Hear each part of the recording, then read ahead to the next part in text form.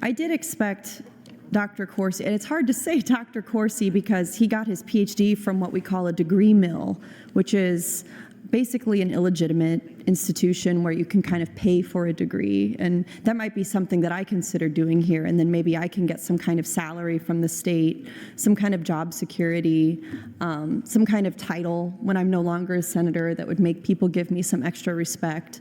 And, you know, maybe then that extra respect would allow me to kind of put my hands into different cookie jars funded by taxpayers and double dip and take numerous salaries funded by taxpayers, as Steve Corsi has done in his previous places of employment. But one of the things that troubled me most about his confirmation hearing was his vehement insistence that his opinions about gay people, his opinions about race, were not going to have any impact whatsoever on his ability to lead the largest code agency in Nebraska, which serves a diverse constituency of both employees and residents of Nebraska who rely on unbiased, non-judgmental, evidence-based, you know, sober, serious service from HHS as a state agency that takes their concerns seriously. There's no reason to think that that could even be true. None of us could ever stand up seriously as serious, honest people and say something like, my personal values, my beliefs, my deeply held convictions, many of which are based in religious belief, in my own faith, which none of you would stand up and deny your faith, me included. None of you could seriously say, Mr. Steve Corsi included, that they could stand up and deny that. But he did that on the record in the confirmation hearing for his application for this little job that he thinks he's entitled to, and that all of you do too. He said, I will deny my values, I will deny my ethics and my faith so that I can serve the people of Nebraska without bias and judgment. We know that he's not going to do that. Saying something like, my opinion about the homosexual lifestyle will not have any bearing on how I treat my employees who are LGBTQ. In the year 2024, you know, I know we've got conservative colleagues in here who have gay kids, who've got, you know, you all know someone gay. You all work with gay people in here. Come on. In 2024, we're really talking about homosexuality as an opinion? That this inherent thing about someone can just be the same thing as an opinion that you disagree with? That alone, to me, is disqualifying. And Senator Michaela Cavanaugh was very, what's the word? Optimistic might be too generous, but she was very prepared in creating this executive summary and this binder and spending a significant amount of time researching the background and experience of Steve Corsi so that all of you could seriously consider it before casting your vote to confirm him. And you see by the vote count this morning, there was not a cloture-proof majority up there. If that was the vote, if we had reached cloture, thank you, Madam Chair. If that was the vote when we had reached cloture, he would not be the head of HHS right now. But again, in circumventing the opportunity we have for checks and balances, in kicking the responsibility from the legislative branch back to the executive branch, which is run by one of your good friends, we lost an opportunity for the oversight and the checks and balances that are important to make sure the people of Nebraska are served. And I'm going to speak a few more times about this matter because I think that my constituents need to know that this was not necessarily rubber stamped by everybody. My view on all this stuff that used to really get me wrapped around the axle in here is that we are all who the voters chose. We were all elected, and so, you know, it's your state. It's your state to take care of, or to mess up, or to corrupt, or to, to do whatever you want with your votes. But I think from conversations I have with you personally, that's not a responsibility that you take personally, or that you take seriously. But, the responsibility exists either way, whether you take it seriously or not. And Senator Kavanaugh, all of the things that she and her office compiled for this binder, all of the things that she's been saying today on the record, whether it's about, the financial irresponsibility of Steve Corsi and his past and the kind of murkiness surrounding him, or whether it's about the moral and ethical problems with his service. These things are being said, obviously, not for your benefit, because if you wanted to take these things seriously, if you really wanted to run the state like a business, like many of you say, you would have been a no vote on this. If you wanted to, you would. That's the position we're in. If you guys wanted to, you would have not voted for him. So the things that she's compiled and the things that Senator Kavanaugh is saying at this point are for the benefit of the voters, for the benefit of the people watching and listening, and for the benefit of the press, who has done a really great job covering the appointment of Steve Corsi from the day he was suggested by the governor.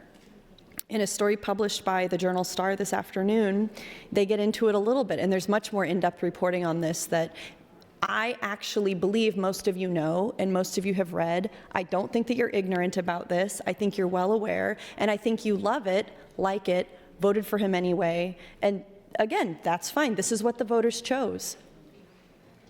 These are the outcomes we have because of elections. So, so that's how it is. But in the Journal Star today, they reported, in Missouri, for example, Corsi was receiving paychecks from 2 departments within the state. Despite pledging to rectify the situation, he continued to receive those payments until the Jefferson City News Tribune brought it to his attention. Corsi was later the director of the Wyoming Department of Family Services when it purchased a restraint chair for the state boys' school. Now, I don't think this point has perhaps been made. What's so wrong about the chair? I know some of you hit your kids when they were little. What's so wrong about a restraint chair? The chair, the article continues, a high-back chair with a shoulder, lap, wrist, and ankle straps, received criticism when it was used at Guantanamo Bay in the torture and force feeding of children. So Corsi's department bought a frickin' waterboarding chair for the boys' school. And again, clearly that's something most of you are fine with. And that's fine. Then be fine with it. The voters chose you. You get to be fine with it. But let it be said so that the voters know for next time that's what you all voted for. The article continues, according to the Gillette News record, Corsi claimed to be not aware of the chair, not aware the chair had been purchased and used during his tenure within the department. Senator Frederickson pointed out correctly that that cannot be true because at the time in Missouri, or where was this, Wyoming, Nebraska, where is it that he screwed up this time? This one was Missouri, or it was Wyoming. It was a huge scandal at the time. It was a scandal at the time. So he was certainly aware of it. And for him to say he wasn't aware of it is a LIE lie, which is not Christian. And Corsi had liked or shared several posts on social media in recent years, calling race preposterous nonsense, downplaying slavery, and expressing opposition to same-sex marriages. I really think that Steve Corsi shares a view that a lot of you hold, which is we shouldn't let race impact the way we treat people. I think most of you think that, and I think Steve Corsi thinks he thinks that. But to say something like he has shared on social media, like he shared in the confirmation hearing, the problem with that viewpoint is that we do have racial-based outcomes for the services that we provide in Nebraska. We can see the maternal mortality rate, for example, is so much higher for Black women in Nebraska. So to say that, that's one example. So to say that you don't see race in the service we provide to Nebraskans ignores the disparities that are very real. Senator. One other point I wanted to make was about this idea of honesty and transparency and trust and all of the things that conservatives say that they feel when they talk to a fellow conservative who supports things like child abuse, supports things like denying that race exists, or that LGBTQ people are loved by God, for example, which is something he does not think. So that may be a reason that some of you do have this affinity with him, because I know these are views that you share. And maybe meeting someone like that makes you trust them because you know that you share these views. For me, the stuff on the social media was enough that we should have said no. But then there was the restraint chair. Then there was the double dipping into the finances that the taxpayers were paying him.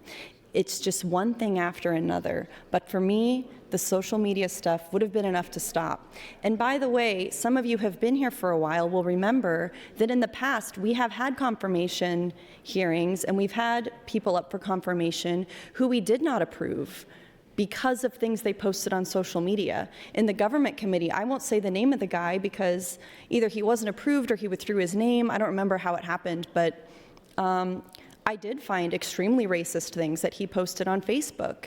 And I shared these things with the committee. I distributed them on the floor. I was going to light him up for it. And either he wasn't, Senator Brewer would remember because we got in an argument about it, but either he wasn't confirmed or he withdrew his name, I don't recall. But it used to be something that we would commonly do here. It used to be, a lot more acceptable to look at someone's qualifications and then have the legislature say, this isn't the guy. This ain't the guy. And I think that because Steve Corsi has had so much spotlight on him, maybe, that people who support him have become more and more and more entrenched and more insistent that we do confirm him, perhaps because of a pride issue or something like that. They don't want to have to backtrack and say maybe we were wrong. But the social media stuff was enough for me, period. In this legislature, rule changes have been introduced. There's been talk of creating social media policies in the legislature, specifically targeted at Senator Hunt, at me, because of things that I post on Twitter and on social media, criticizing many of you directly, by name, explicitly, clearly, for things that you do in public. And I think for me, that's appropriate. For me, the right way to address something you say in public that I take issue with is to do it in public. And that, to me, is the difference between something like what I do on social media that you don't like on Twitter and something that someone like Steve Corsi does on social media that I don't like, is that when I do it with my full chest. I say, this is what my colleague did and this is why I don't like it. Or I say, I think you're dumb. Or I say, I think you were stupid for this. I've said things like this. And I agree it wasn't nice or professional, but I agree that I said it and I don't regret saying it. Steve Corsi, on the other hand, he can't say any of these things with his full chest. What are some things that he's shared?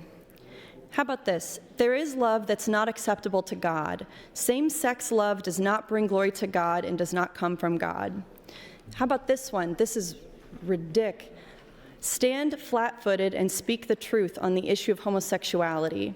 Don't just look someone in the eye when God says they are in jeopardy of eternity in hell and merely wink and nod at their sin because you're afraid of being called names. Speak the truth.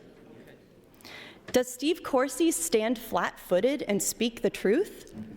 Does he come up to me to my face and say, you're in danger of going to hell, you need to renounce homosexuality? No, he makes his Twitter private and refuses to meet with me without his posse with him.